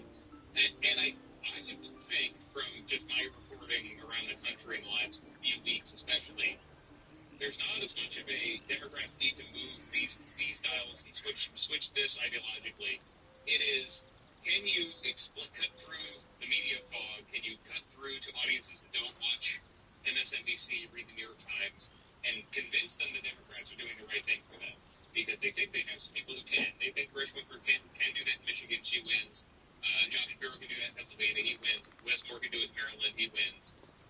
But what has been happening with Donald Trump dominating the news cycle for years, and what's been happening with these timid Democratic strategists who, in the Harris campaign, were not taking risks. They were just saying, what do we have that polls 70, 75% that she can defend and interview and she can pivot back to? I think the demand by primary voters, whoever state they're going to be, is going to be, can we imagine you defending yourself in front of the most hostile crowd, in front of a podcaster for 2 hours, that sort of thing. Now, they might be looking at a 2004 situation where Trump governs horribly and they bounce back immediately and they don't need this conversation, but that was part of the discourse in 2008. It wasn't just that Barack Obama was there to vote for the Iraq War and he opposed it. It was, who is somebody who can appeal to people who didn't vote for us last time? So I'm probably on this broadcast the most optimistic person when it comes to what the next Democratic fight is going to be. Is if they wanted today, if Barack Obama pulled them into a room and said, we're going to lock up the next nomination for somebody, I don't think they could. I don't think that there's no one who has nobody who is young enough to run, who has a winning electoral record in a national election anymore, or is not prevented from running like Barack Obama is. It is going to be let a bunch of voices flood into the gap and debate and go to swing states and argue. And you're going to see the test will be, there are going to be special elections for the House in the next 6 months, given who Trump is pulling in. There's going to be an election for governor of New Jersey, governor of Virginia. There'll be midterm recruitment. And there's going to be just time for these candidates to display their abilities and also answer tougher questions, because Kamala Harris didn't have to. What if I had said in June 2023, actually I'm done, and there's a primary, I think Harris would have been the nominee, but she couldn't have gone a year plus without answering, hey, you used to support this position, it's really unpopular, how'd you make your mind up? If she fumbled one of those questions, maybe she's not the nominee, and just that they will have, I'm pretty convinced they'll have an actual competition next time, and it's not going to be somebody in the party foisting someone on the entire base. Yeah, no, it's funny, because what I interpret from what you just said, Dave, is I'll tell you why. Some big bait solid rounds are going to say, oh, yeah. It's like it's sort of in the news. So the idea that was a maneuver and they disagree about Whitmer, Shapiro, Buttigieg, and Newsom, yes, they will definitely disagree about that. Yes, you're right. But will they allow us to think of this in the room? Then my guess is no, because they still don't get it. They're like, oh, but you're a robot. I think I'll like them Newsom on. I like them Buttigieg. No, you're not supposed to go like a robot. You're supposed to go for a human being. The only hope there, and for now, we're going to hear right here on the Emperor's going to try to create more hope for more potential candidates to take on these, in my opinion, corporate goons and fake robots. But for now, one interesting possibility that nobody's talking about is Tim Walz. Yeah, Tim Walz was not allowed out of a basement in this election. But anytime the man escaped the basement, he was sent off. So let's see what happens. Again, he did most of it. I'm going to go for now, but and check in with you every once in a while. But the key will be if they run a fair run. The chance of that happening is very, very low. I would say, yeah. If you're concerned about that, DNC's meetings begin in a month, and the time to pressure them to change the primary system is coming up. I'm not an advocate for something, but they really, this is a time where the DNC does not know what to do next. There's going to actually, I don't think they can hoist it on people like they did in the past. Well, they'll certainly try. That's my guess. All right, it was from 7-4. You check out the Argonne newsletter. Thank you for joining us. Thanks, Dave. Thanks, guys.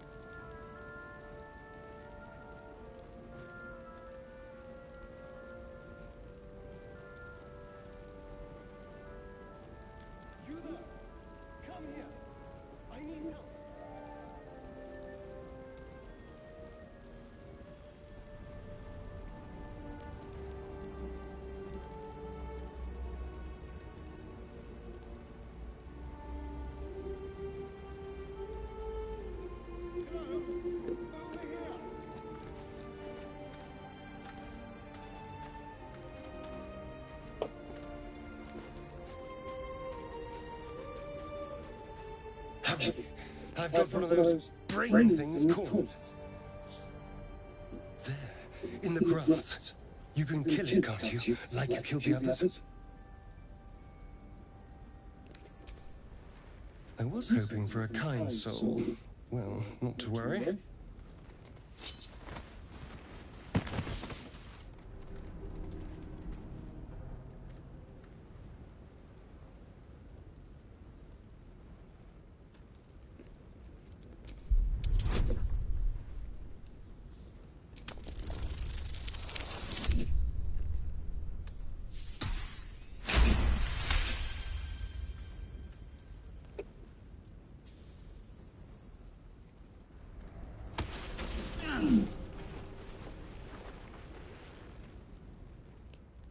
I saw you on the ship, strutting about whilst I was trapped in that pod.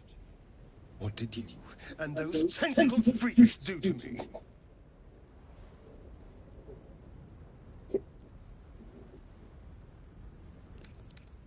You arrogant little... Your mind twists. You're looking out of unfamiliar eyes, prowling dark, busy streets. You try to hold the memory, but it fades to the worm. The light, the fear.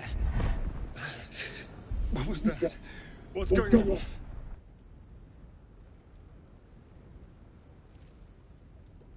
The worm. Of course. That explains things, somewhat. And to think, I was ready to decorate the ground with your innards. Apologies.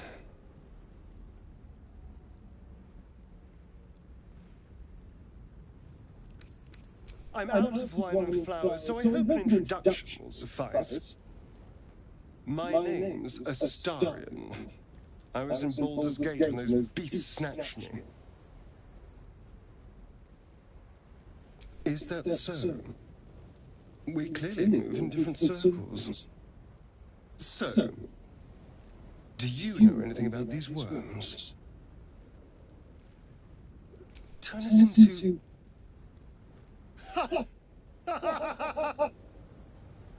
Of course it'll turn me into a monster.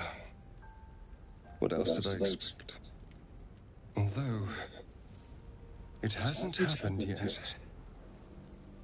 If we can find an expert, someone that can control these things, there might still be time.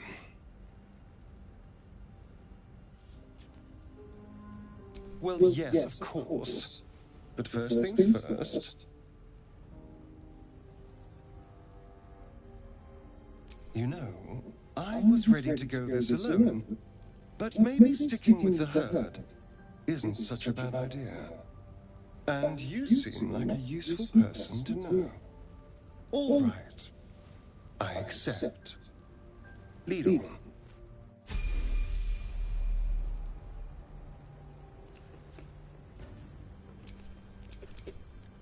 Keep a blade close.